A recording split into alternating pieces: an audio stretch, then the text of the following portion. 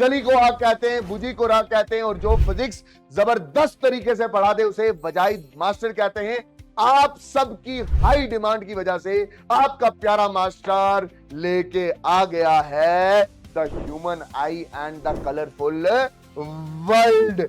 Video को अच्छे से देखना, जो मैं पढ़ा रहा हूं उसको अच्छे से सुनना, उसके अच्छे प्यारे प्यारे नोट्स बनाना, बाद में मुझे चेक करवाना। नोट्स कहां से मिलेंगे?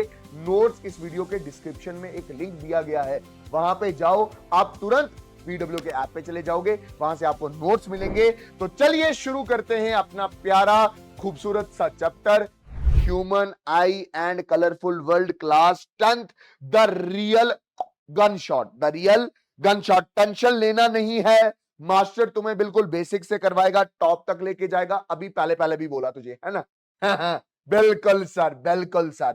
और बिल्कुल तुम्हें आंख दिखाएगा। ये कोनू आप अपन अपनी वाइफ की आंख लगा के लाया है और तुझे बहुत अच्छे से ये आंख दिखाएगा। तो टेंशन नहीं है, घबराना नहीं है, घबराना नहीं है, घबराना नहीं है, घबराना नहीं है, जब वजाहिद मास्टर इधर है। तो चलिए शुरू करते हैं अपना प्यारा chapter human I and colourful world.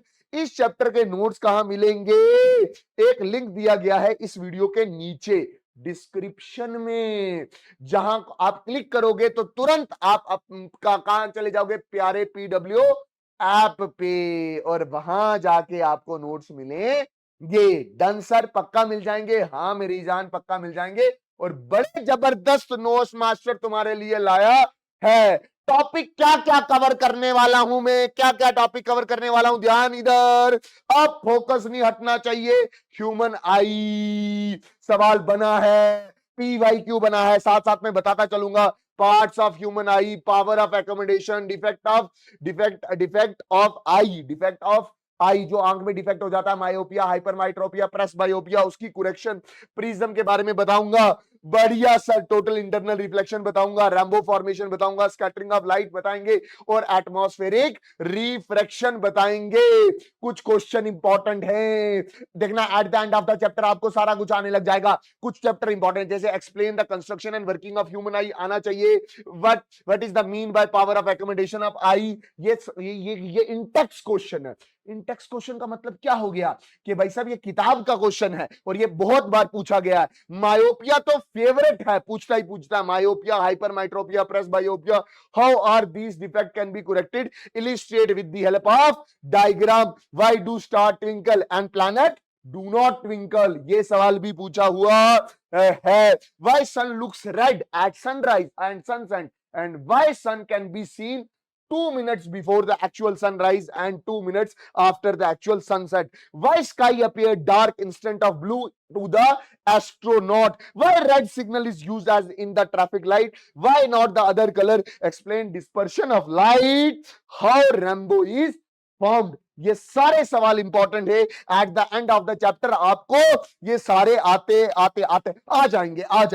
अब क्या है, अब मैं तुझे एक्सप्लेन कर रहा हूं what is human I, what is actually human आई, और इसका स्ट्रक्चर क्या होगा। बिल्कुल ध्यान से अच्छे से समझने की कोशिश कर, बिल्कुल ध्यान से अच्छे से समझने की कोशिश कर। फोकस तेरा इधर होना चाहिए, फोकस तेरा फुल फोकस अब इधर होना चाहिए। ह्यूमन आई क्या है, मैं क्या बोल रहा हूं, ये मेरी प्यारी वाइफ की आंख ऐसे दिखती है ना। The sense organ that help us to see, एक सेंस ऑर्गन है जो तुझे देखने में मदद करता है। ओ, ये वाला ऑर्गन है भाई साहब जो तुझे क्या करता है, देखने में मदद करता है। लोकेटेड इन आई सॉकेट, ये आई सॉकेट है, इसके अंदर फिट करके दिया है रब ने, ठीक है, लोकेटेड आई सॉकेट। और इसका डायमीटर कितना है, 2.3 सेंटीमीटर। ये तेरा PYQ है भाई साहब। PYQ मतलब बोर्ड ने पूछा है, diameter of human eye is 2.3 centimetre. Size of eye remain same throughout of the whole life. के भाई साहब आपकी आंख का साइज एज के साथ बड़ा या छोटा नहीं होता।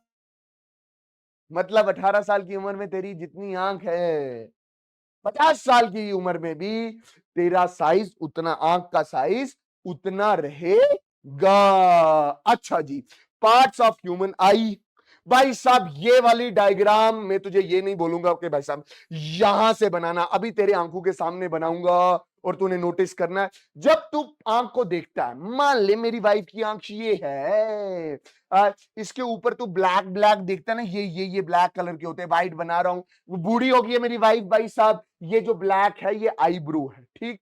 और ये जो पलक है ना, पलकें पलकें, इसको क्या बोलते हैं, आईलिड बोलते हैं, ठीक। और ये जो व्हाइट पोर्शन है, ये जो आंख का व्हाइट पोर्शन होता है ना, इसको आप क्या बोलते हो, स्क्लेरा बोलते हो, बहुत बढ़िया। और एक सुराख होता है जिससे लाइट अंदर जाती है, उसको आप क्या बोलते हो, प्यूपिल। ये भी पीवाईक्यू क्वेश्चन है, ले भाई साहब मास्टर पीवाईक्यू करवा रहा है, ठीक है। फिर ये यहाँ पे ये जो आपको ये मसल्स दिख रहे हैं, ये वाले मसल्स, इसको बोलते हैं आइरिस मसल्स। ये सामने से आपको आंख ऐसी नजर आती है, ये भाई सब ऐसे है ना, ये स्क्लेरा व्हाइट व्हाइट, अभी स्काई कलर का दे दिया है भाई साहब, मैंने व्हाइट कलर का मांगा था बट उन्होंने स्काई कलर का भेज दिया, लो भाई साहब, ठीक। फिर आपको ये सुराख दिख रहा है प्यूपिल, और ये वाला जो दिख रहा है ना आपको ब्राउन ब्राउन, ये ऐसे, ये जो ब्राउन ब्राउन दिख रहा है ये क्या है, हमारी आइरिस है, ये हमारी क्या आइरिस, और ये क्या प्यूपिल। बहुत बढ़िया सर, मजा ही आ रहा है सर, अच्छा पढ़ा रहे सर आप, बहुत अच्छा पढ़ा रहे सर, बहुत अच्छा पढ़ा रहे, चले आगे। अच्छा, जब कभी भी ह्यूमन आई ड्रा करने के लिए आए तो तेरी परफेक्ट तरीके से ह्यूमन आई, तेरी परफेक्ट तरीके से ह्यूमन आई ऐसी दिखनी चाहिए, ऐसी ही बनानी है, ऐसी ही बनानी है भाई साहब, यही रियल ह्यूमन आई है। सर क्या आप मुझे इसी से समझाओगे कि नया ड्रा करेंगे, मास्टर नया ड्रा करेगा भाई साहब, मास्टर नया ड्रा करेगा। देख देख भाई साहब, सबसे पहले तूने ये ड्रा करना, ए होए होए होए होए होए, ये ड्रा करना है, ये तूने क्या ड्रा किया है, सर सर ये है सिलराई मसल्स ड्रा किए, ये मैं लिख रहा हूं, पहला पार्ट जो ड्रा हुआ है वो क्या है, सिलरी मसल ड्रा हो गए, ठीक। उसके बाद ये आन नान नान नान आन आन, ये एक लेयर तूने ड्रा की है, आन नान नान नान, ये लेयर तूने ड्रा किया, ठीक भाई साहब। हाँ सर, सर आ रहा है समझ, सर आ रहा है समझ, ये जो लेयर तूने बनाई है इसको बोलते हैं मस्कुलरिस लेयर। बहुत बढ़िया सर। सर ये आप आंख को कैसे बना रहे हो, देख मेरी बात सुन, अगर मैं अपनी आंख आई बॉल ऐसे निकालू ना तो दिखेगा ऐसे, अब मैं इसको ऐसे बीच में कट कर रहा हूं, कैसे कर रहा हूं, ऐसे बीच में से क्या कर रहा हूं, कट कर रहा हूं, ये बीच में कट कर रहा हूं, तो ये मैंने बीच में कट किया, ये बीच में कट किया ना, तो ये ऐसे, ठीक है, ये ऐसे में आंख बना रहा हूं बीच में कट करके, ठीक है, आपको दिख रही होगी, ऐसे आंख बना रहा हूं, ये बीच में से कट करके ऐसे आंख बना रहा हूं, आई बात समझ।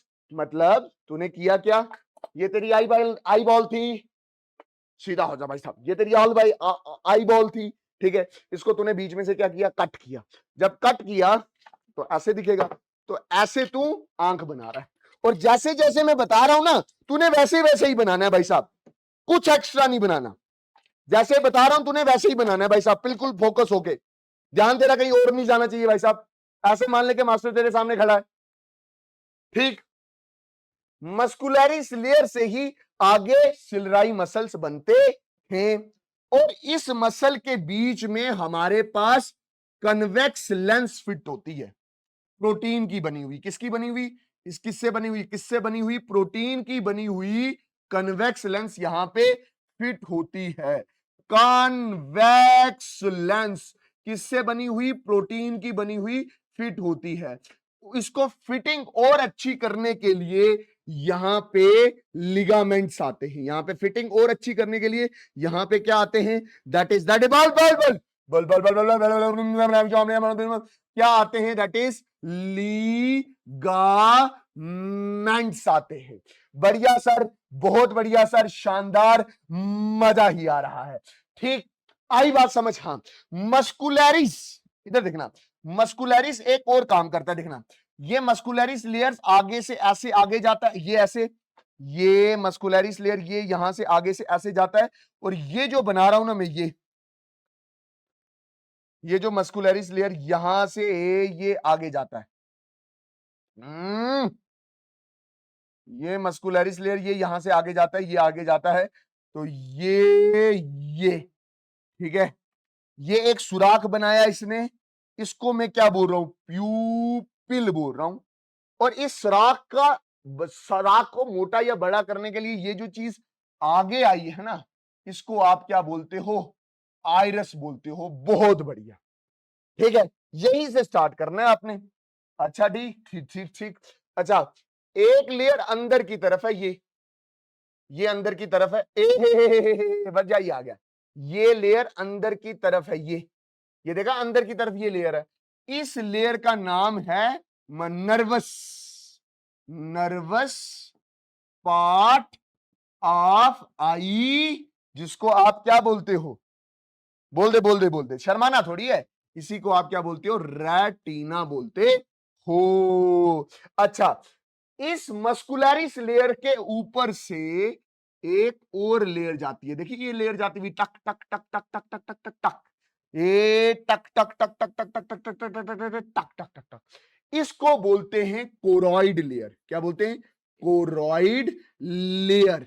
ये लेयर आंख को फूड प्लस ऑक्सीजन देती है, क्योंकि इसमें किसकी सप्लाई होती है, ब्लड की सप्लाई होती है। अगर तू ध्यान से देख तो ये वाली लेयर यहीं पे खत्म हो जाती है। बढ़िया सर। इसके ऊपर एक और लेयर होती है, टक टक टक टक टक टक टक टक टक टक टक टक टक, ये लेयर, ये आगे से ऐसे भी जाती है, ये लेयर, ये देख ले देख ले देख ले देख ले देख ले देख ले दम। आए हाय हाय, क्या बना दिया मास्टर तूने, क्या बना दिया, मजा आ गया मजा आ गया मजा आ गया मजा आ गया मजा आ गया, बहुत बढ़िया लाजवाब। ये जो लेयर तूने बनाई है इसको क्या बोलते हैं, इसको बोलते हैं स्क्लेरा। बहुत बढ़िया, ये स्क्लेरा यहां से शुरू होती है, यहां से टर यहां तक, और इसका कलर सच में व्हाइट होता है, इसका कलर सच में व्हाइट होता है। ये ऊपर ऊपर से तुझे दिख रहा है, ये स्क्लेरा है, इधर आगे से आके ये ट्रांसपेरेंट हो जाता है। इस ट्रांसपेरेंट स्ट्रक्चर को क्या बोलते हैं, कॉर्निया। अरे भाई साहब, कोनो मजा ज्यादा नहीं आ रहा है सर, बिल्कुल अच्छे से मजा आ रहा है। ठीक, एक चीज और समझना, ये जो रेटिना है, रेटिना के पास इधर लाइट सेंसिटिव सेल होते हैं, ये ऐसे, ये हो गया कौन सा, रॉड सेल। ठीक, ये रॉड सेल कब काम करता है, जब डिम लाइट होती है, डिम लाइट में हमें थोड़ा थोड़ा दिखाता है, कलर नहीं दिखा सकता। आई बात समझ, डिम लाइट में हाँ बोलेगा, हाँ थोड़ा सा, मतलब जब लाइट डिम होती है क्या आपको अच्छे से कलर दिखते नहीं, बस ये दिखता है कि हाँ आगे कुछ है, रुक जा थम जा। आई बात समझ। और इसी इसी रेटिना पे कुछ और सेल्स होते हैं, इनको हम क्या बोलते हैं, कौन सेल। क्या बोलते हैं, कौन सेल। और ये कौन सेल क्या किस चीज के सेंसिटिव होते हैं, ये ब्राइट, BRIGHT, ब्राइट लाइट के सेंसिटिव होते हैं। ज्यादा लाइट हो तो ये एक्टिवेट हो जाते हैं, और ये साथ साथ में हमें क्या दिखाते हैं, कलर के बारे में बताते हैं भाई साहब। Colour colour colour colour sensitive, ज्यादा लाइट में हम कलर को पहचान सकते हैं कि ये काला कलर है, ये ऑरेंज है, ये ग्रीन है, अच्छा ये ब्लू कलर है। बढ़िया सर, लाजवाब, कोनो मजा आ रहा है, बढ़िया बढ़िया। अच्छा सुनो, जहां ये जो नर्वस पार्ट जा रहा है, ये कहां जा रहा है, ब्रेन में जा रहा है। इसको कौन ले जा रहा है ब्रेन में, दैट इज ऑप्टिक नर्व। कोनो ज्यादा मजा आ गया ना, आ गया ना ज्यादा मजा, हाँ सर ज्यादा आ गया। अच्छा सुनो, ये ये कंपार्टमेंटाइजेशन है, ठीक है, इसका एक कंपार्टमेंट इधर बना, एक कंपार्टमेंट इधर बना, ठीक है, एक खाना इधर बना, एक खाना इधर बना, बड़ा कमरा इधर बना और छोटा कमरा इधर बना, ठीक है, आई बात समझ। हाँ, ये जो बड़ा कमरा बना इसको बोलते हैं विट रस चैम्बर, इसमें फ्लूइड भरी रहती है, जिसको आप क्या बोलते हो, विटरस ह्यूमर। आया ना समझ। हाँ, एक छोटा कमरा इधर है, छोटा कमरा इधर है, इसको बोलते हैं AQUOUS, एक्वस चैम्बर, और इसमें फ्लूइड भरी रहती है, जिसको आप क्या बोलते हो, AQUOUS, एक्वस ह्यूमर। बढ़िया, मजा ही आ गया सर, मजा आ गया सर। पीवाईक्यू में ये पूरा स्ट्रक्चर पूछा है, बोल रहा है ड्रा करो पार्ट्स भी समझा दो, ड्रा करो पार्ट्स भी समझा दो। हाँ, क्या मजे से, क्या बनाया मास्टर, मां कसम, इतना जबरदस्त तगड़ा बन गया भाई साहब। पीवाईक्यू, ये पीवाईक्यू है रॉड एंड कॉन वाला, ये पीवाईक्यू रॉड एंड कॉन वाला क्या है, पीवाईक्यू है। बढ़िया, अब पार्ट्स को समझाने की कोशिश कर रहा हूं। देख कॉर्निया तुझे क्या है, कॉर्निया, ये कॉर्निया, ये कॉर्निया, ये कॉर्निया, कॉर्निया क्या है, outer most transparent part, it provide most of the refraction of light. भाई साहब ये क्या है, ये भाई साहब आउटर मोस्ट है, ट्रांसपेरेंट है, और यहां से बेंडिंग सबसे ज्यादा होती है। फिर उसके बाद ये आंख को खोला आपने, ठीक है, आंख को खोला, ये आंख को, ये कॉर्निया निकल गया, ठीक, इसके बीच में ये क्या है, आइरिस, और उसके बीच में क्या है, होल, जिसको आप क्या बोल रहे हो, प्यूपिल हो गया जी। फिर बोल रहा है ये लेंस है, ये लेंस है, ये लेंस है भाई साहब, टूटना नहीं, ये लेंस है, ये लेंस है, ये लेंस है, ठीक। ये देखिए कैसी लेंस दिख रही है, बीच में से मोटी, साइड में से convex lens. It is a compose of fibrous, मतलब फाइब्रस मतलब प्रोटीन है, फाइब्रस प्रोटीन है, ठीक है, जली जैसा होता है material, provide the focus real inverted image of the object on the retina, और इसकी वजह से हमारी इमेज कहां बनती है, रेटिना के ऊपर बनती है। These convex lens that converge light at retina, और आपको पता है ये कन्वेक्स लेंस कैसी इमेज बनाती है, रियल एंड इन्वर्टेड इमेज बनाती है। आइरिस क्या है, प्यूपिल है, आइरिस, आइरिस पे सवाल आ चुका है। आइरिस क्या है, जैसे ये कॉर्निया है ना,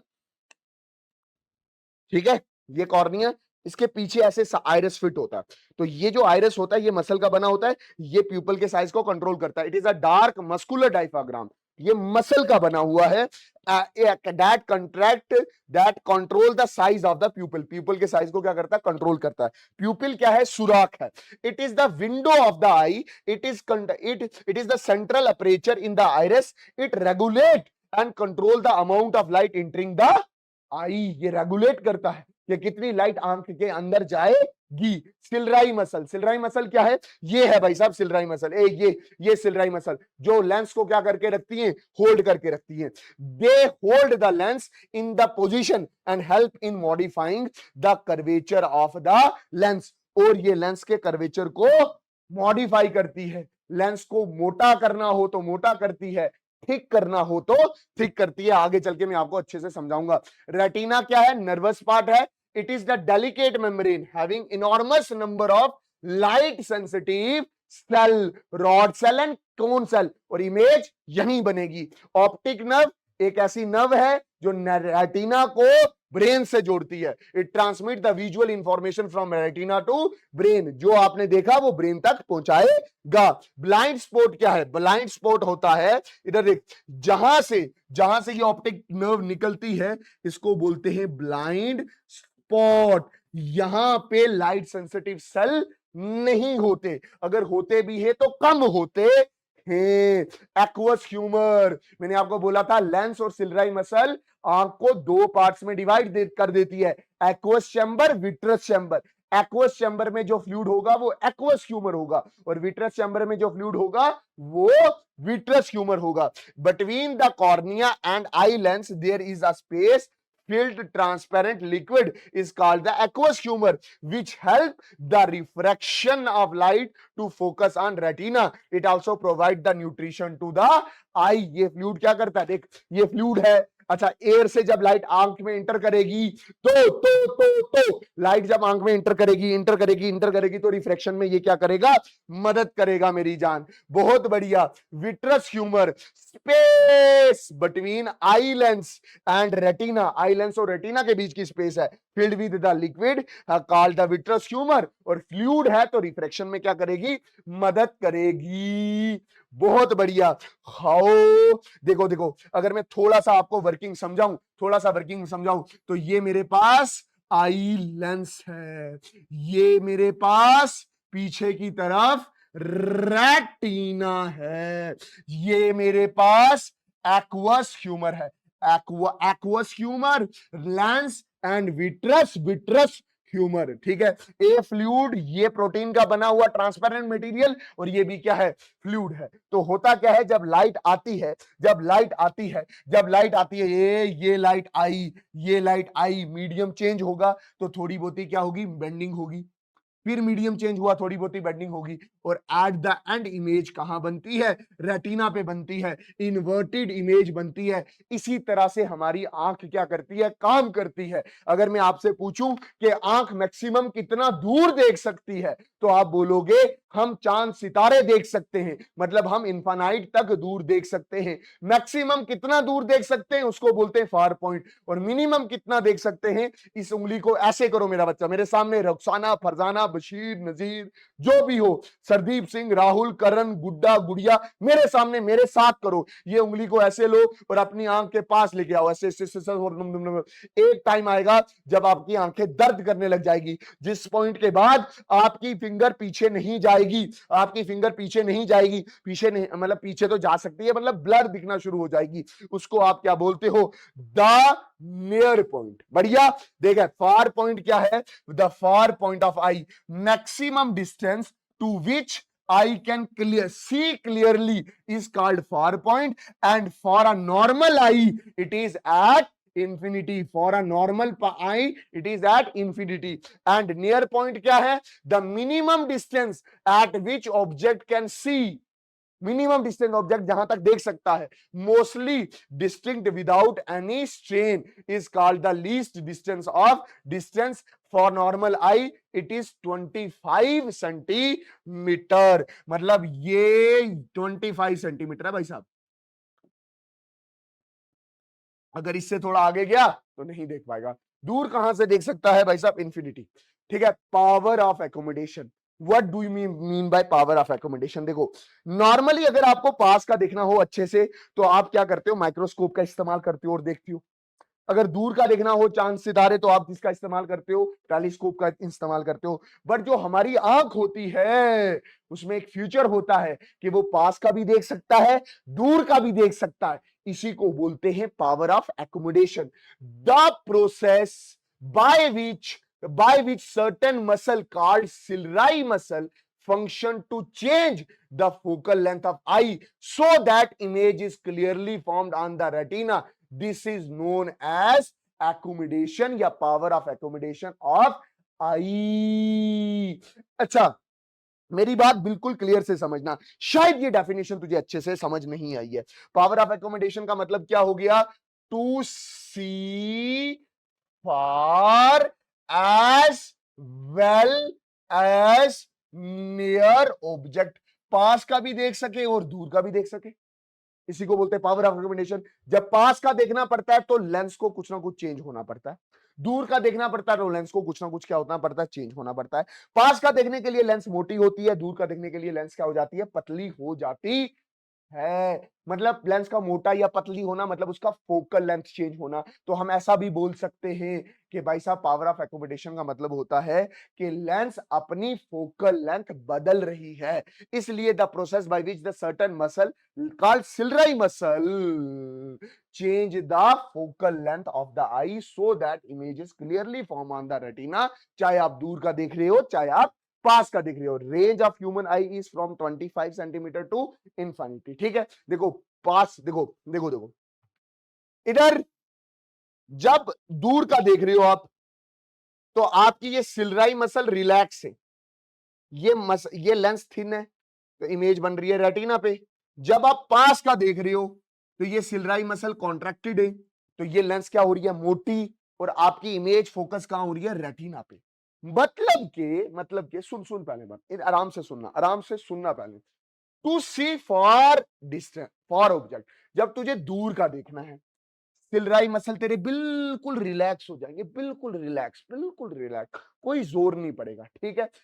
लेंस क्या हो जाएगी, थिन, मतलब तेरी लेंस कैसी हो जाएगी, तेरी लेंस कैसी हो जाएगी, तेरी लेंस देख देख देख, तेरी लेंस बिल्कुल पतली हो जाएगी, बिल्कुल पतली पतली हो जाएगी, मतलब उसकी फोकल लेंथ क्या कर जाएगी, बढ़ जाएगी। मतलब कोई भी है ना, कोई भी रे आएगी, कोई भी रे आएगी, कोई भी रे आएगी, आराम से कहां पे बनेगी, रेटिना पे। देख फोकल लेंथ कितनी बढ़ गई है, आई बात समझ।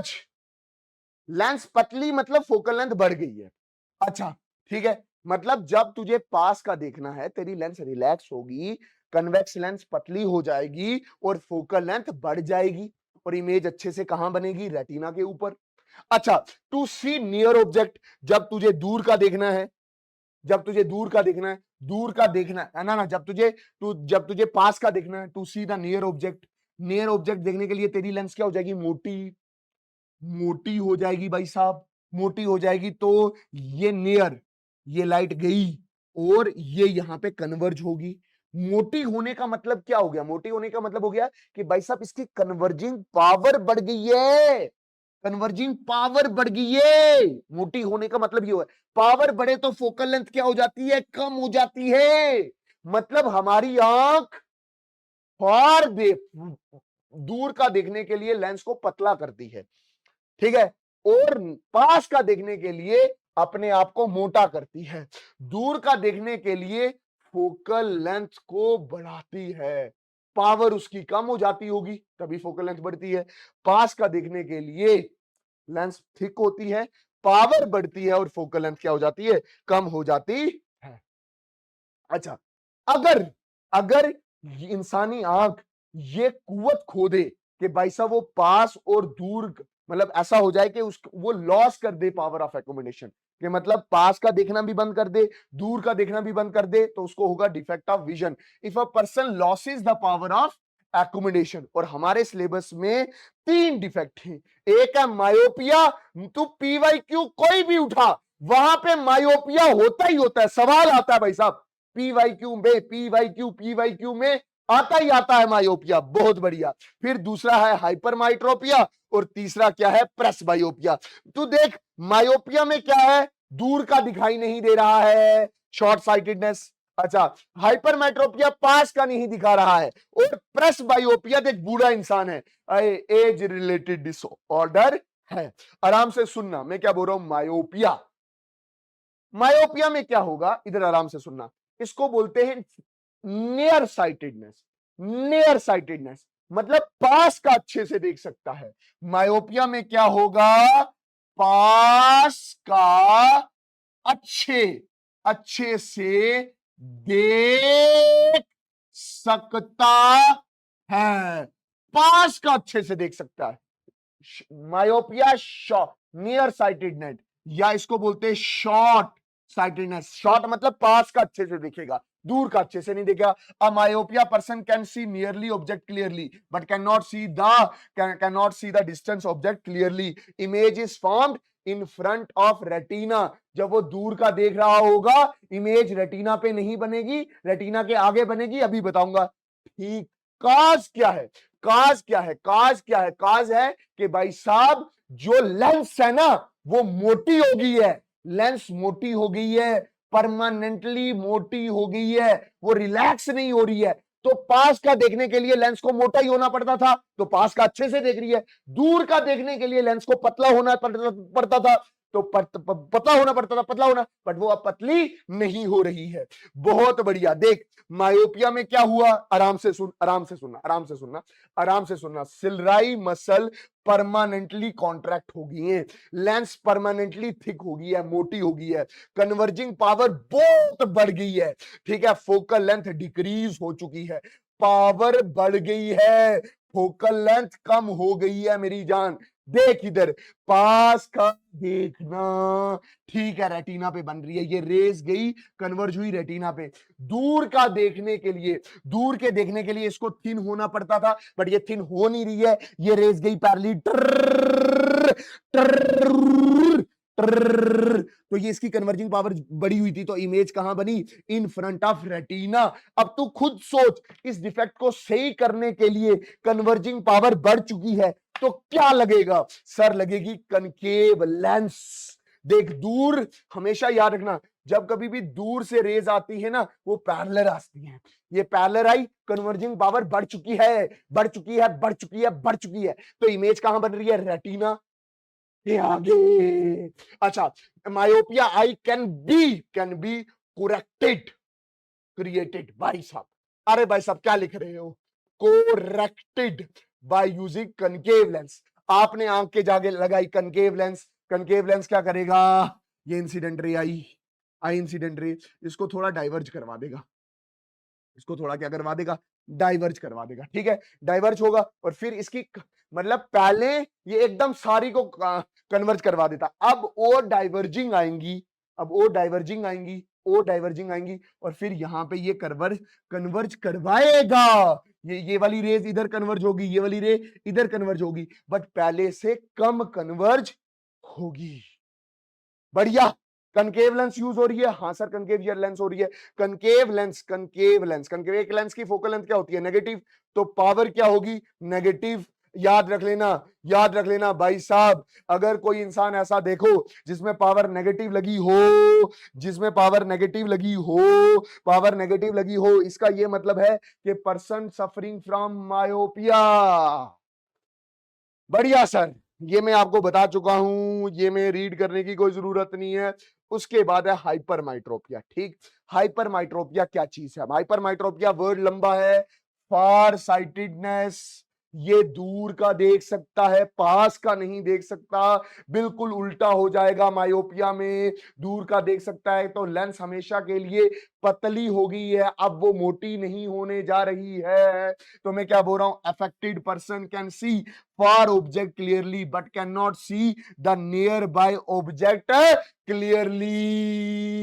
बहुत बढ़िया। The near point of I moves away, मतलब पास का वो अच्छे से ही नहीं देख रहा है, पास का अच्छे से नहीं देख रहा है, तो उसका जो नियर पॉइंट 25 सेंटीमीटर पे था वो थोड़ा दूर चले जाएगा, नियर पॉइंट अवे हो गया है, पास का अच्छे से नहीं देख पा रहा है। Image is formed behind the retina, पास वाले की इमेज बिहाइंड द रेटिना बन रही है, अभी एक्सप्लेन करूंगा।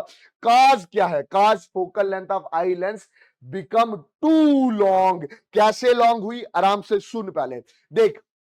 इस केस में सिलराई मसल हमेशा के लिए रिलैक्स होगी, लेंस हमेशा के लिए क्या होगी, पतली होगी, कन्वर्जिंग पावर कम हो गई है क्योंकि फोकल लेंथ बढ़ गई है, बिल्कुल उल्टा हुआ है उसका। देख दूर की रेस आ रही, तो लेंस है ही थिन, तो इमेज बन रही है रेटिना की।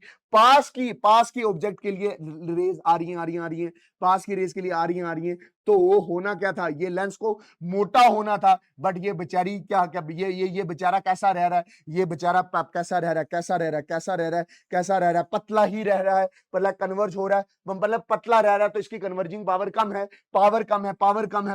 है, फोकल लेंथ ज्यादा है, तो इमेज कहां बनेगी, रेटिना के आगे बनेगी। इस केस में इमेज रेटिना के आगे बनेगी, पीछे वाले केस में रेटिना से पीछे बन रही थी इमेज। बहुत बढ़िया।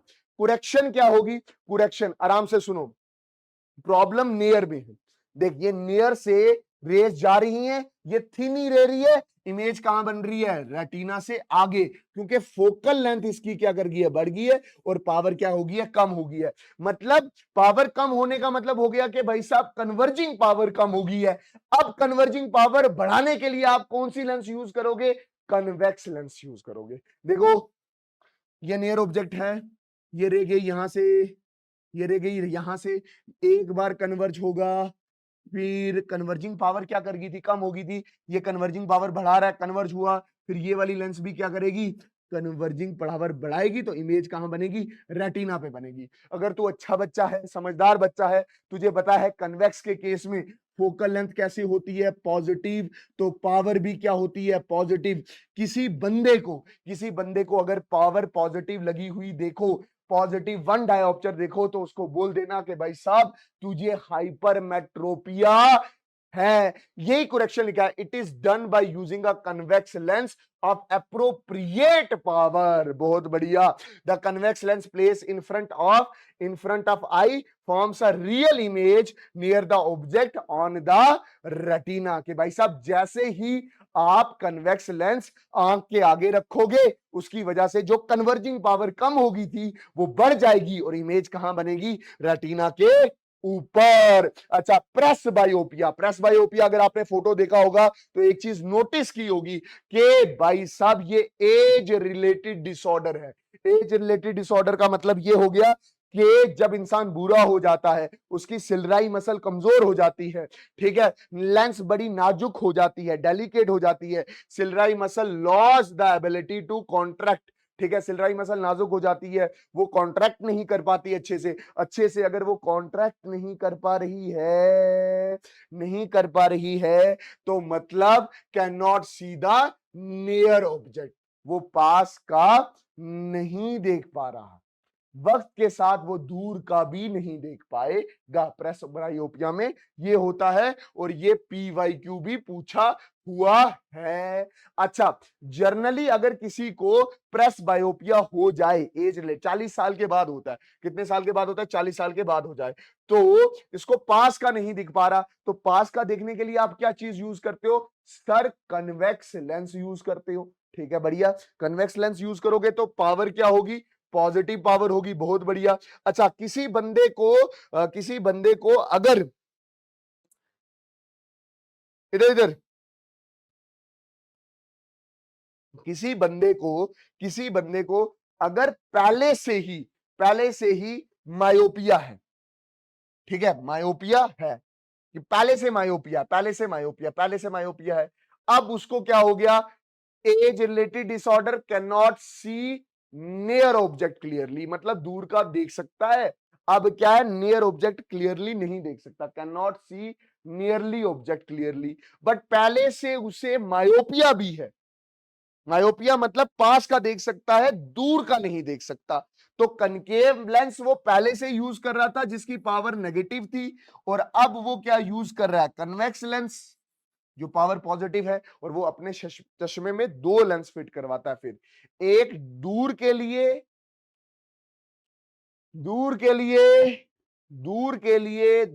का डिस्टेंस के लिए यूज करवाता है कनकेव लेंस, और पास देखने के लिए क्या क्या क्या फिट करवाता है, दैट इज कन्वेक्स लेंस, दूर के लिए कनकेव लेंस, पास के लिए कन्वेक्स लेंस, और अगर आप अच्छे से देखो इसको बोलते बाईफोकल लेंस लेंसिस, ठीक है, ये ऐसे चश्मों को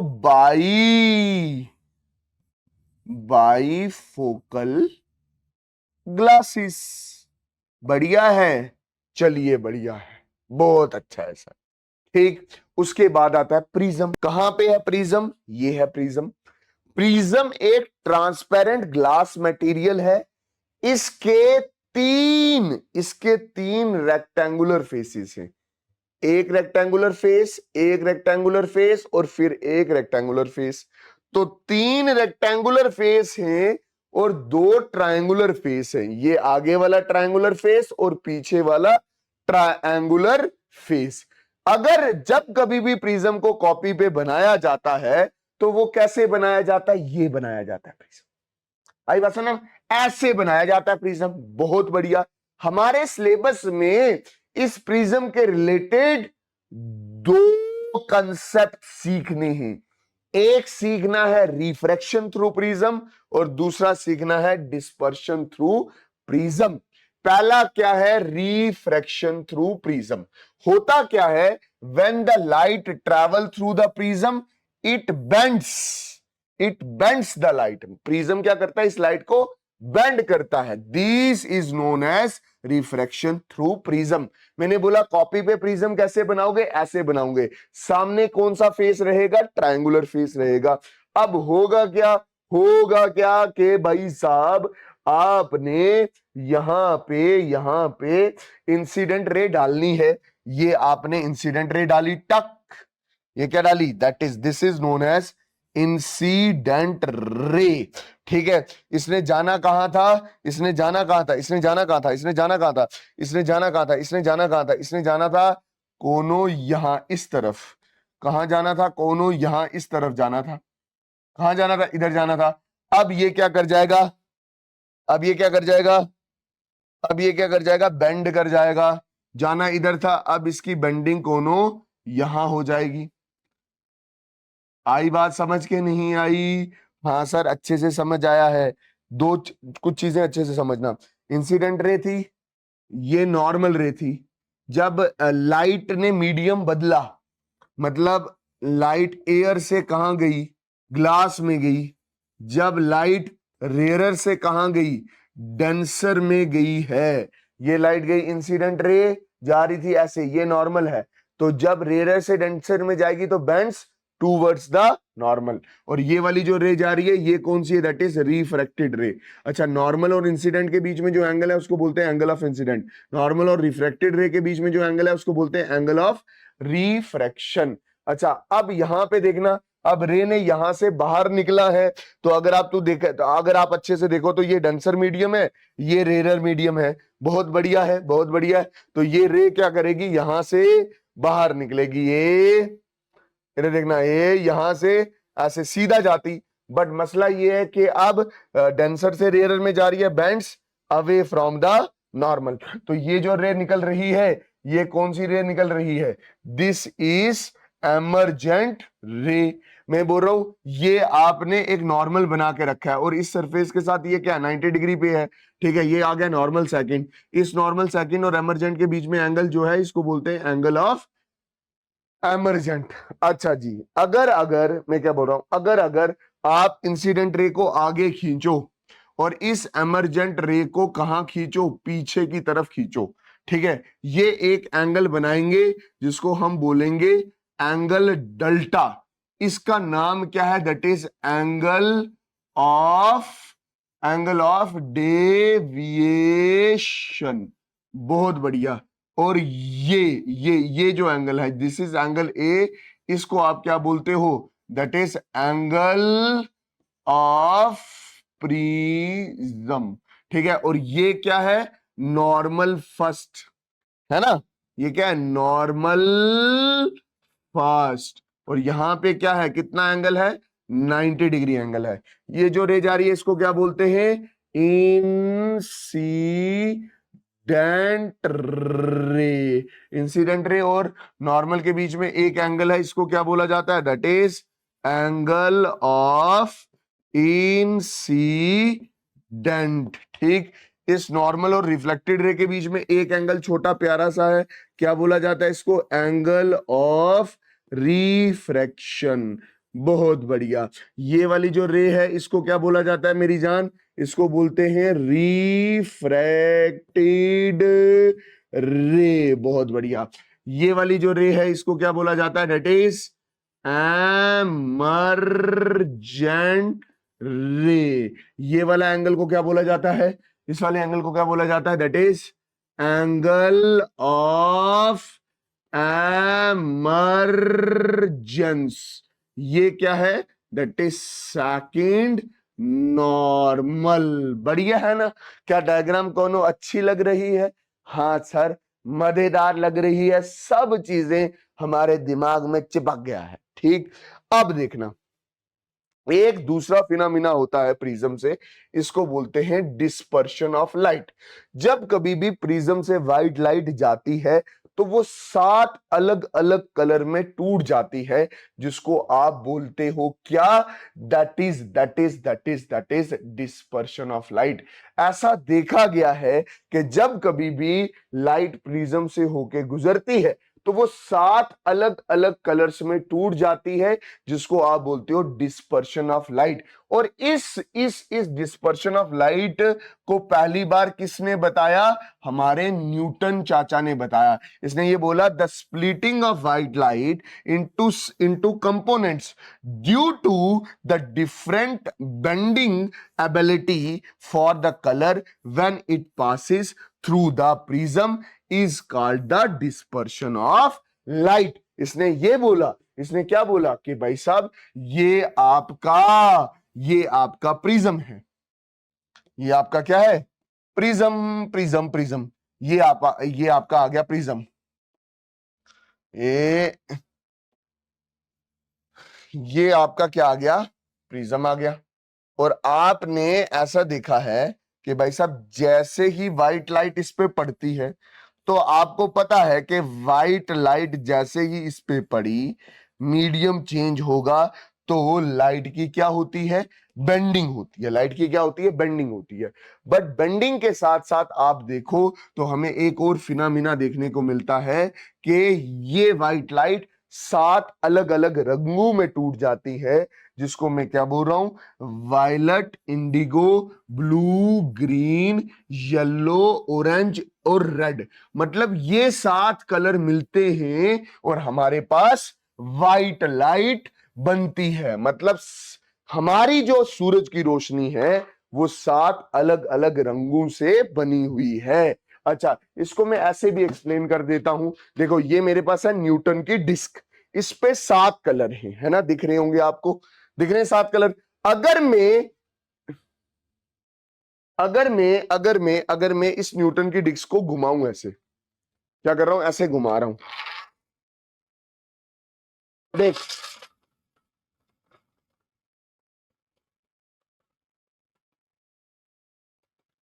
जब ये घूम रहा है तो व्हाइट कलर नजर आ रहा है, जब ये रुकेगा तो 7 कलर अलग अलग दिखेंगे। मतलब इन 7 कलर का मिक्सचर हमें व्हाइट लाइट देता है। आई बात समझ? अच्छा, सुनना, the representation of these 7 colours, violet, indigo, blue, green, yellow, orange, red on a screen is known as spectrum. The representation of a 7 colour on a screen is known as spectrum. अब याद रखना, जो ये violet है, ये जो violet है, इसकी एनर्जी बड़ी ज्यादा होती है। एनर्जी ज्यादा तो फ्रीक्वेंसी भी क्या है, ज्यादा है। ये दिमाग में रखना। जैसे जैसे जैसे जिससे जिससे जिससे आप ऊपर जाते हो रेड कलर की तरफ, तो इसकी एनर्जी क्या होती है, कम होती है, और फ्रीक्वेंसी भी क्या होती है, कम होती है। इसलिए ऐसा बोला जाता है, जब आप रेड से वायलेट जाते हो तो आपकी फ्रीक्वेंसी क्या होती है, क्या होती है, कम से ज्यादा होती है। और और अगर आप अच्छे से देखो, जब जब जब जब जब एक चीज तो आपको याद होगी कि भाई साहब, wavelength is inversely proportional to frequency. जहां फ्रीक्वेंसी ज्यादा वहां वेवलेंथ कम। तो यहां देखो, फ्रीक्वेंसी क्या है, ज्यादा, तो वेवलेंथ क्या होगी, कम। वायलेट की वेवलेंथ कम है, और जैसे जैसे आप ऊपर जाते हो तो वेवलेंथ क्या करती है, बढ़ती है।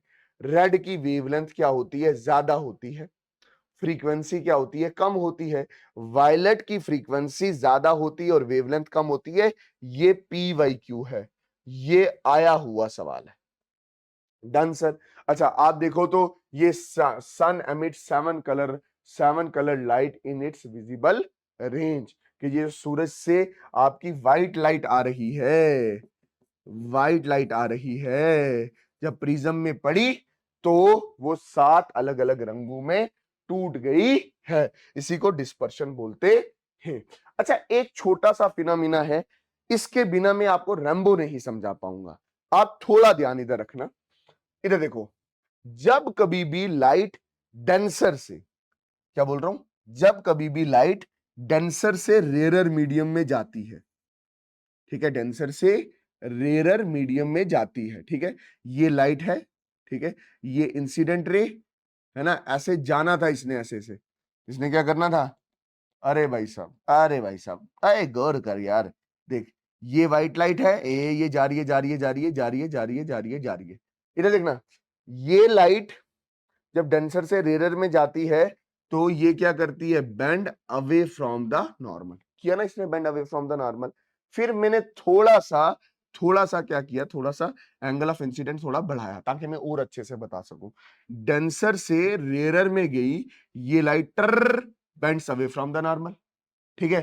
फिर ये इंसिडेंट रे है, ये डेंसर से रेयरर में जाने की कोशिश कर रही है, ये इंसिडेंट रे गई टर, और आपने देखा कि भाई साहब ये मतलब डेंसर से रेयरर में जब जाती है लाइट तो ये क्या करती है, bends away from the normal. तो ये अवे फ्रॉम द नॉर्मल ही बेंड हुई है, देख देख, ये रे ऐसे जानी थी, bend away from the normal ही हुई है, बट 90 डिग्री पे हुई है, सरफेस के साथ ही चलेगी, सरफेस के साथ ही चलेगी है। अच्छा, ये होता है क्रिटिकल एंगल, इसको हम क्या बोलते हैं, इसको हम बोलते हैं क्रिटिकल एंगल, इसको हम क्या बोलते हैं, क्रिटिकल एंगल। बहुत बढ़िया, ठीक है, आई बात समझ। और एक वक्त ऐसा आएगा कि जैसे ही आप इंसिडेंट रे मारोगे ना वो वापस उसी मीडियम में वापस आ जाता है, इसी को बोलते हैं TIR। TIR मतलब टोटल इंटरनल रिफ्लेक्शन। अब अच्छे से समझना, the coming back of the light into same denser medium, the coming back of the light into same denser medium when it moves from denser to rarer medium। अब होगा क्या कि भाई साहब डेंसर से रेयर जा रही है, bend away from the normal, away from the normal, एक ऐसा एंगल आएगा 90 डिग्री पे आएगा और एक ऐसा एंगल आएगा लाइट वापस अपने मीडियम में चले जाएगी, इसी को आप क्या बोलोगे, दैट इज TIR या total internal reflection. Total internal reflection को थोड़ा हम बेहतरीन तरीके से समझते हैं, ठीक है। आपको अच्छे से सब चीजें नजर आ रही हैं? हाँ मास्टर नजर आ रही हैं। ये लाइट रिसोर्स है, इसमें से लाइट गई टक, इंसिडेंट रे अगर नॉर्मल बजी ना 90 डिग्री पे तो उसी रास्ते से बाहर हो जाएगी। आए हाय हाय, कोनो मजा ही आ गया, आया ना मजा? हाँ सर, जैसे गई उसी रास्ते से रिफ्लेक्टेड रे क्या हो जाएगी, कोनो बाहर हो जाएगी, ठीक।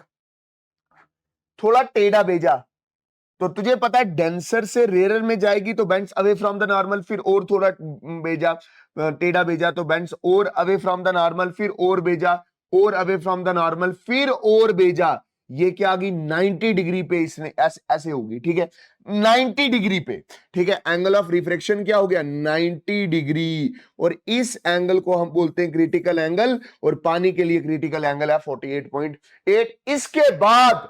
इसके बाद जब आप एंगल ऑफ इंसिडेंट भेजोगे, मतलब इंसिडेंट रे भेजोगे, वो वापस डेंसर मीडियम में आ जाएगी, इसी को आप टोटल इंटरनल रिफ्लेक्शन कहते हो।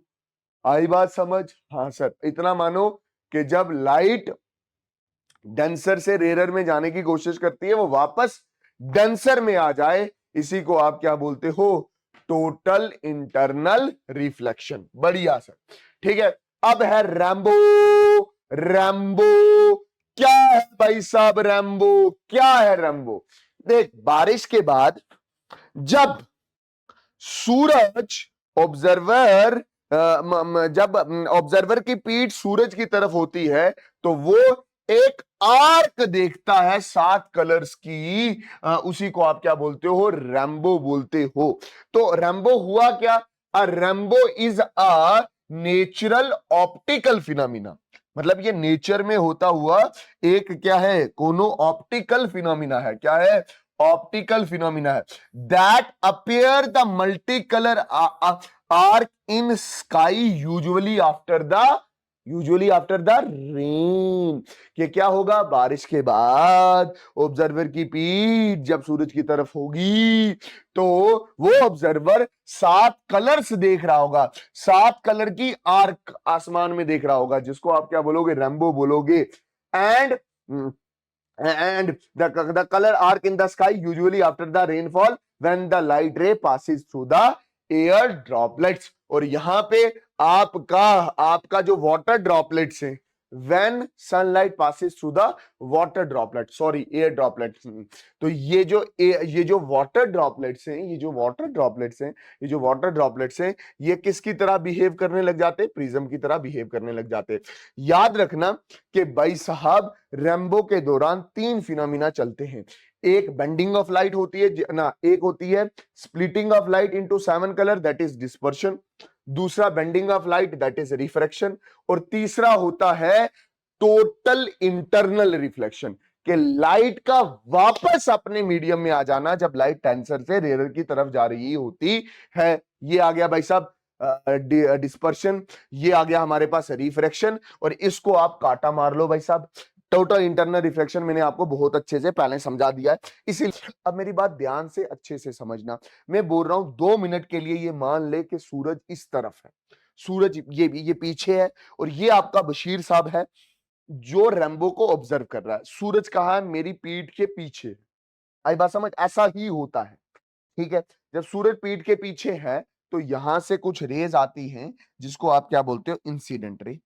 और आपको पता है बारिश हुई है अभी अभी, तो बारिश की बूंदे एटमॉस्फेयर में हैं, तो ये बारिश की बूंदे हैं। जैसे ही लाइट इस पे पड़ी, बारिश की बूंद पे पड़ी, तो सबसे पहला काम क्या हुआ है? रिफ्रैक्शन हुआ है।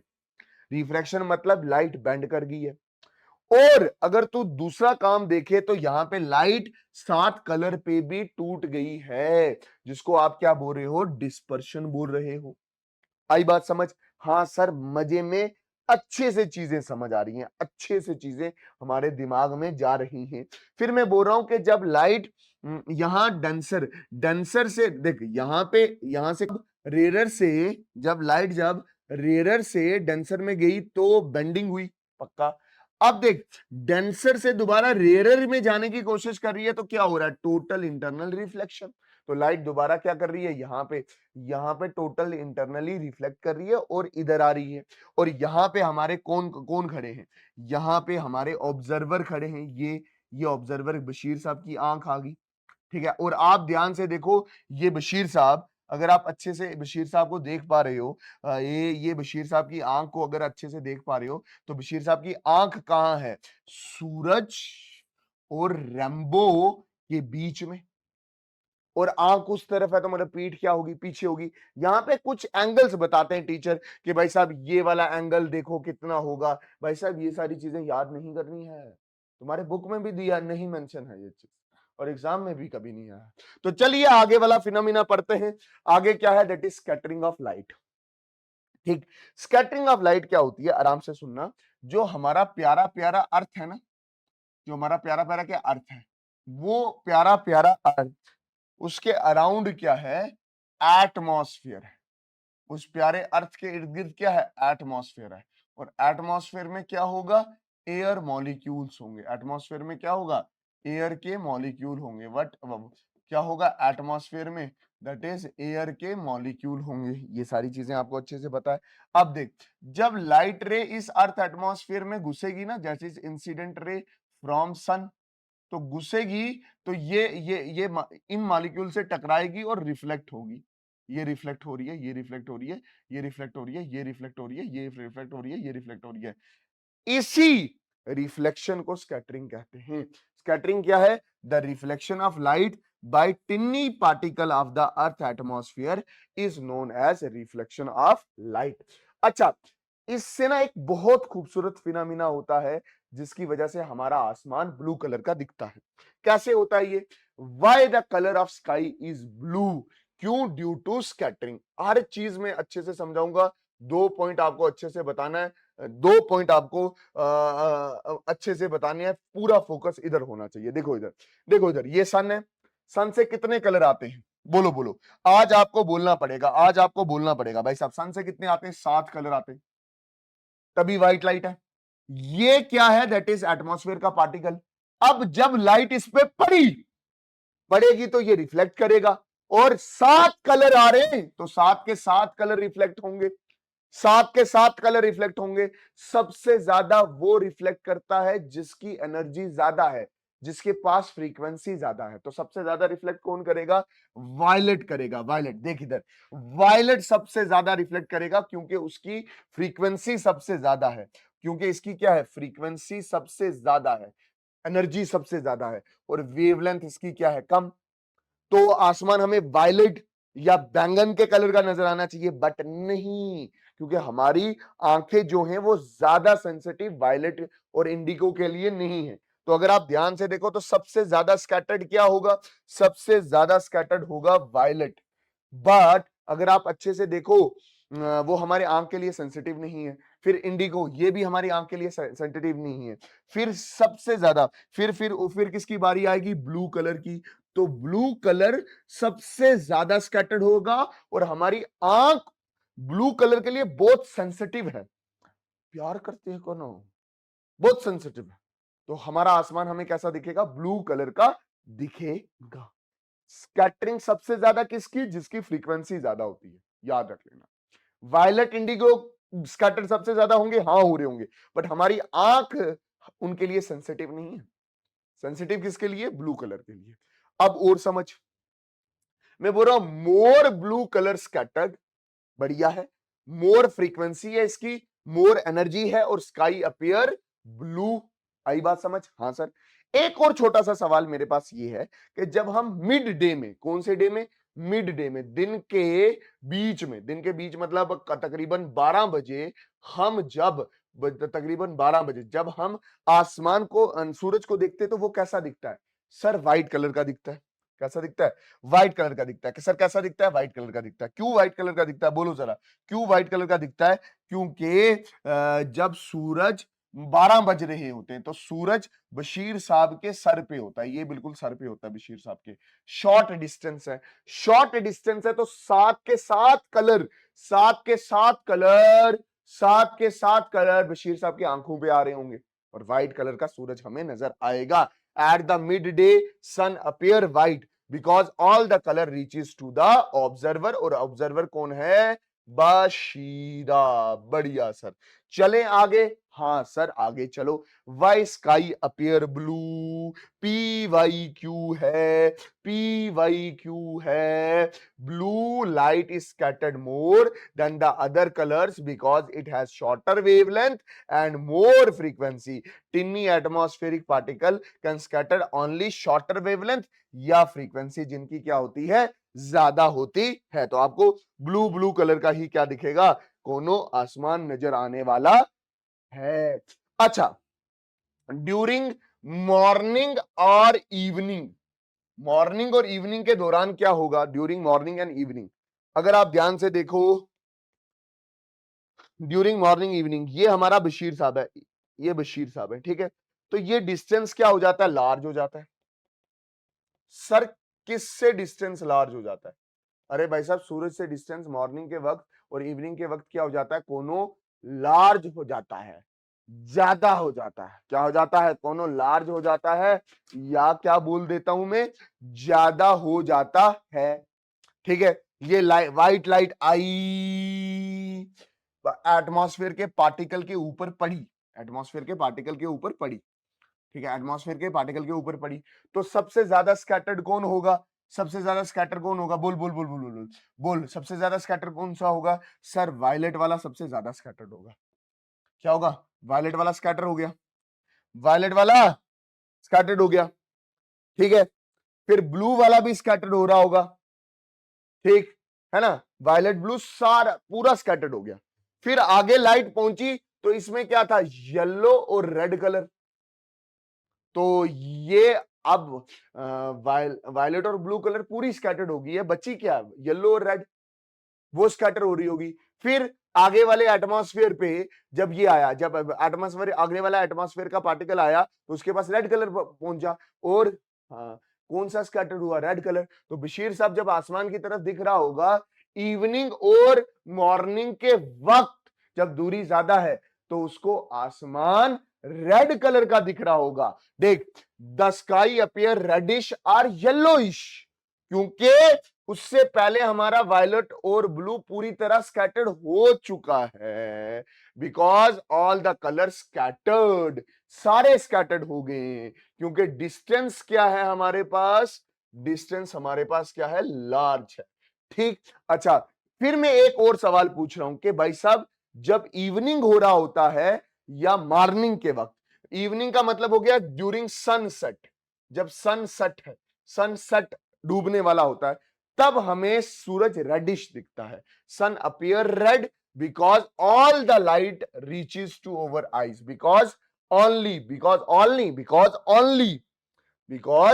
ओनली द रेड लाइट, सिर्फ रेड लाइट ही रीच कर रही होती है हमारी आंखों की के पास, डिस्टेंस ज्यादा है इसकी वजह से।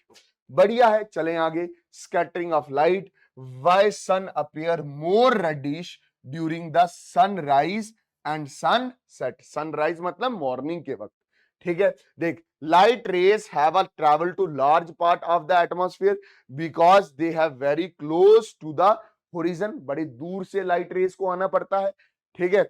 Therefore light other than red is mostly scattered, red को छोड़ के बाकी सारे क्या हो जाते हैं? स्कैटर्ड हो जाते हैं। अच्छा जी, अगर आप ध्यान से देखो स्कैटरिंग ऑफ लाइट में why danger signals are usually represented by a red colour.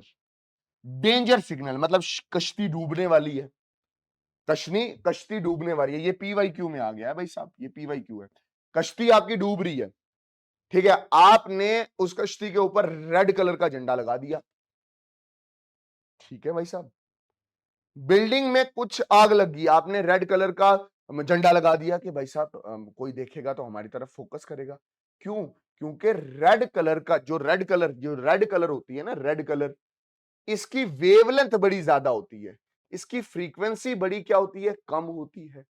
Wavelength ज्यादा तो एटमॉस्फेयर में कम स्कैटर्ड होती है और बड़े दूर तक नजर आता है, इसलिए डेंजर सिग्नल को अक्सर हम रेड कलर से रिप्रेजेंट करते हैं। देखो, red colour long wavelength, low frequency, least scattered और दूर तक नजर आएंगे, यही। अच्छा, इसके बाद क्या है हमारे पास, एटमॉस्फेरिक रिफ्रैक्शन। रिफ्रैक्शन का मतलब है bending of light. Atmospheric refraction का मतलब ये हो गया कि जब कभी भी हमारी व्हाइट लाइट हमारे एटमॉस्फेयर में ट्रैवल करती है, वो मल्टीपल रिफ्रैक्शन से सफर होती है, या उसमें मल्टीपल रिफ्रैक्शन होते हैं, जिसको आप क्या बोलते हो, atmospheric refraction. When the light travel through the earth atmosphere, it suffer multiple reflection is known as atmospheric refraction। और एक चीज ध्यान में रखना, ये हमारा प्यारा प्यारा अर्थ है ना, इसके इर्द गिर्द ना एटमॉस्फेयर है, और एटमॉस्फेयर एटमॉस्फेयर एटमॉस्फेयर की बहुत सारी लेयर्स हैं, ठीक है। अच्छा, जो नीचे वाली लेयर है उसकी डेंसिटी थोड़ी ज्यादा है, ऊपर वाले की डेंसिटी कम है, फिर डेंसिटी क्या है, कम, और फिर हमारा क्या आ जाता है, स्पेस आ जाता है। अगर कोई पूछे तीनों में से डेंसिटी किसकी ज्यादा है, तो आप बोलोगे D1 ज्यादा है, D2 ज्यादा है, और फिर क्या है, D3 ज्यादा है। आया कि नहीं आया सर? हां, जबरदस्त तरीके से आया है। अर्थ के पास एयर घनी होती है, ग्रेविटेशनल पुल ज्यादा है, तो वो घनी है, डेंसर है। तो D1 डेंसर, D2 और फिर D3 है, ठीक है। अच्छा, अब एक चीज अच्छे से समझने की कोशिश करना, अच्छे से समझना। ये हमारा अर्थ है और इस अर्थ पे कौन खड़ा है, बशीर साहब। ये हमारा सन है या कोई भी स्टार मान लो, इससे लाइट आई शू, तो ये स्पेस है भाई साहब, मीडियम में एंटर कर रहा है, तो ये डेंसर मीडियम है इसके कंपैरिजन में स्पेस में। तो इस लाइट ने इधर जाना था, तो ये क्या होगी, इधर बेंड होगी। फिर ये नॉर्मल है, जाना इधर था, बेंड्स टुवर्ड्स द नॉर्मल। फिर ये नॉर्मल है, जाना इधर था, बेंड्स टुवर्ड्स द नॉर्मल। तो बशीर साहब को ये जो लाइट मिली, ये मल्टीपल बेंडिंग की वजह से लाइट मिली है। आई बात समझ? इसी को आप क्या बोलते हो, एटमॉस्फेरिक रिफ्रैक्शन बोलते हो। अब आपको देखो तो बशीर साहब को ये स्टार कहीं यहां नजर आ रहा होगा, जो कि इसकी क्या है, एपरेंट पोजीशन है, रियल पोजीशन नहीं है। रियल पोजीशन इस सन की या स्टार की ये है, ये थोड़ी सी ऊपर की तरफ बताता है। क्यों? क्योंकि यहां पे बहुत सारी रिफ्रैक्शन हो चुकी होती है, इसी को आप एटमॉस्फेरिक रिफ्रैक्शन बोलते हो। बढ़िया sir. Atmospheric refraction, why do siliceous body, जैसे सन हो गया या कोई स्टार हो गया, appear slightly raised from their position, थोड़ा सा ऊपर क्यों नजर आता है, ड्यू टू एटमॉस्फेरिक रिफ्रैक्शन। ये मैंने क्या करवा दिया, PYQ करवा दिया, ठीक है। ये आपके सामने मैं दोबारा एक्सप्लेनेशन लेके आ गया कि जो हमारा स्टार है या कोई भी बड़ी बॉडी है या कोई सिलिशियस बॉडी है, ये आई लाइट टर बेंडिंग टर। अगर बशीर साहब को लाइट मिल रही है तो इसको ऐसा लग रहा है कि ये लाइट इस स्टार से आ रही है, मतलब कहीं स्टार कहीं यहां पे है, तो ये इसकी अपेरेंट पोजीशन है, ये इसकी क्या है, रियल पोजीशन है, जो थोड़ी सी क्या है, रेज्ड हो चुकी है। बढ़िया सर, हाँ सर, बहुत बढ़िया।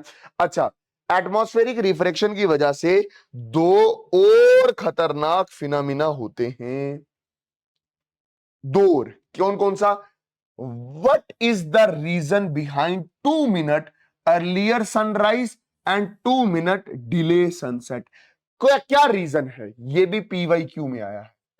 ठीक है, क्या रीजन है कि हमें 2 मिनट पहले सूरज दिख जाता है चढ़ने से, अभी चढ़ा नहीं है, अभी सनराइज नहीं हुआ, बट 2 मिनट पहले सनराइज दिख जाता है।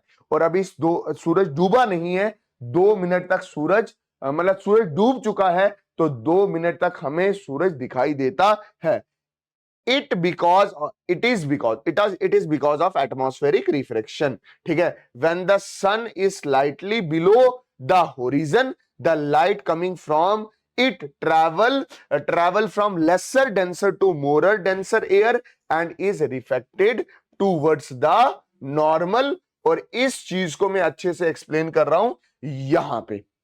ठीक है, ये अर्थ है, और अगर आप ये देखो तो ये क्या है, दैट इज होराइजन। और आपको पता है कि जो लेयर अर्थ के पास है उसकी डेंसिटी क्या है, ज्यादा, फिर डेंसिटी क्या है, कम, फिर डेंसिटी क्या है, और कम। और ये हमारे पास क्या आ गई, स्पेस आ गई है मेरी जान, स्पेस आ गई। तो ये लाइट आई, टर, ये नॉर्मल था, जाना इधर था, बेंड्स टुवर्ड्स द नॉर्मल।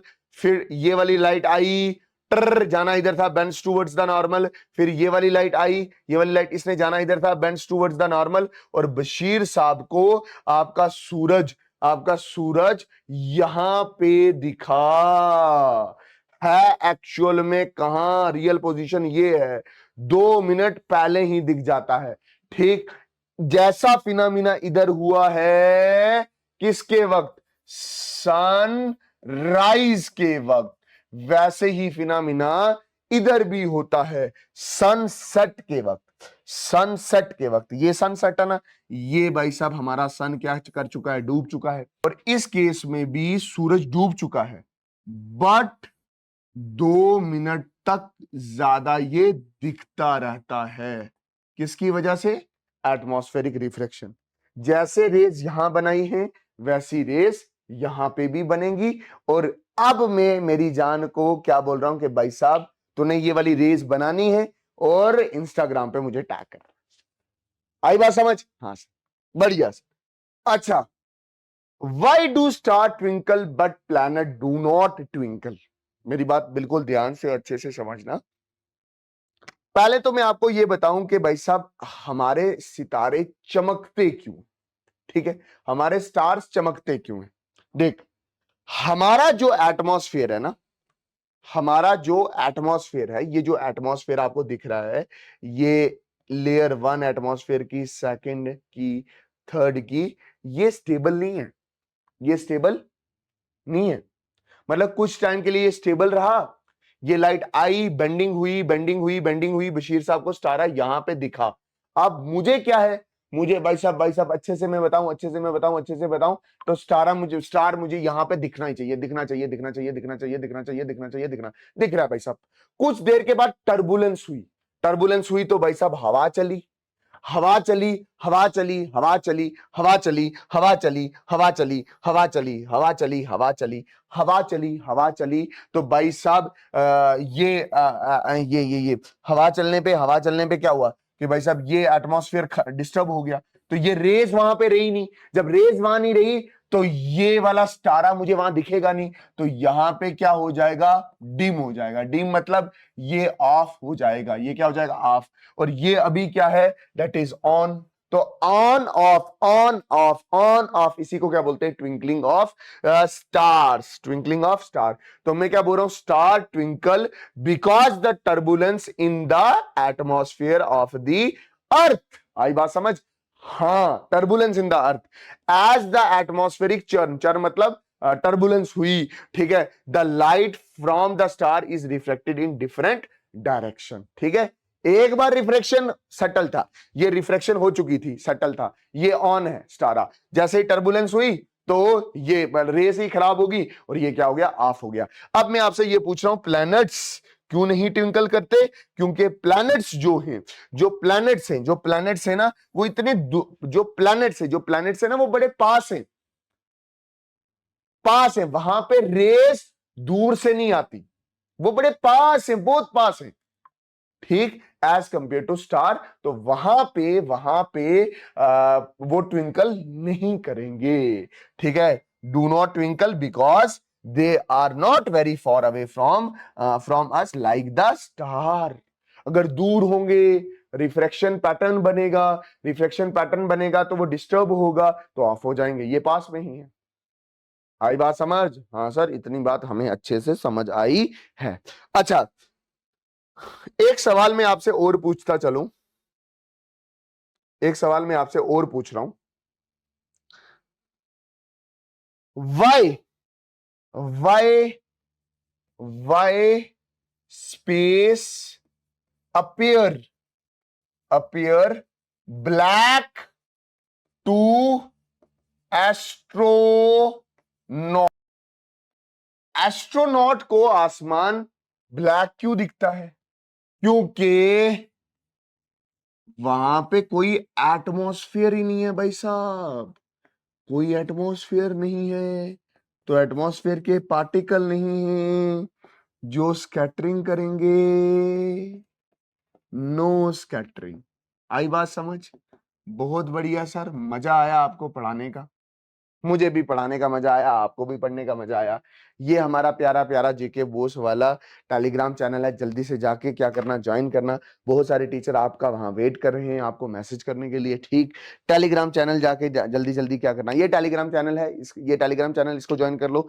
ये व्हाट्सएप चैनल है, इसको जल्दी जल्दी क्या कर रहे हो, ज्वाइन कर लो। बहुत सारे टीचर वहां पे आपका वेट कर रहे हैं कि कब मेरा बशीर, नजीर, रुखसाना, फरजाना वहां आएंगे, हम उनको अच्छे अच्छे प्यारे प्यारे टिप्स वगैरह देंगे। ठीक है, बढ़िया sir, thank you so much, thank you so much. एक शेर भी आपके लिए लिख के लाया था, मैंने सोचा चलो आपको बोल ही देते हैं। अर्ज किया है, तेरे दिल से निकले हैं सारी दुनिया देखेंगे, तुझको देख लिया अब तुझसे अच्छा देखेंगे।